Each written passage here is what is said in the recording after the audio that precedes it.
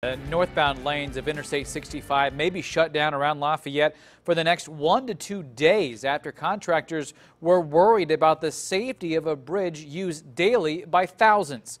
INDOT officials say this afternoon contractors noticed unusual movement on the bridge spanning the Wildcat Creek, as well as that the bridge deck was sagging a little bit. Crews are now working to install temporary supports. While the initial timeline called for a 12-hour shutdown about 90 minutes ago, that was extended to 24 to 48 hours. This video you're looking at shows that some of that northbound traffic making a U-turn right before the bridge this afternoon. It's causing problems for not only drivers, but emergency responders as well. News 18's Brittany Tyner is live at State Road 26 and I-65 and reports the bridge is closed until further notice. Brittany? Dan, the bridge between State Road 25 and State Road 26 remains closed at this hour. Meanwhile, drivers throughout the greater Lafayette area have been dealing with long delays all afternoon and into tonight. That includes everyone from people just passing through to paramedics trying to get to the hospital.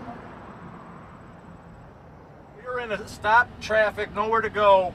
Was probably about 2:30. And what time is it now? It's 6:08. Bob Dittman was making his way from Alabama to northern Indiana when he got stuck on Interstate 65.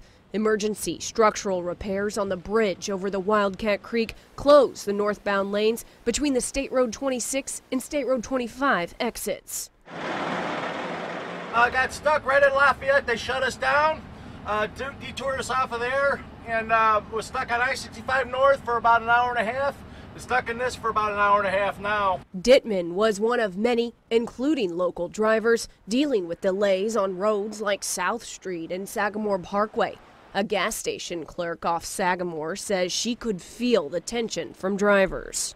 They kind of walk in the door all mad and want to know directions, what's wrong, what's going on. But drivers weren't the only ones dealing with heavy traffic and long delays. Emergency responders with Tippecanoe Emergency Ambulance Service were having a difficult time getting to the hospitals. Through dispatch, called in some volunteers that were able to bring up their ambulance and station on the south side of the county for us and assist with any 911 calls that we may have had in that particular area during that point in time. Director Daryl Clay says traffic was starting to wind down later in the evening Tuesday, and that's good news for drivers just wanting to get home. Half a tank of gas left. Hopefully I can make it home. I got 80 miles to go. While the official INDOT detour route begins more than 30 miles away, locally the northbound lanes are open at the State Road 25 exit here in Lafayette. Southbound lanes have remained open throughout this, though there were heavy delays this afternoon. So make sure you give yourself plenty of time to get wherever you may be going, especially for that morning commute, because there's really no telling what kind of ripple effect this will have on the roads throughout the Lafayette area.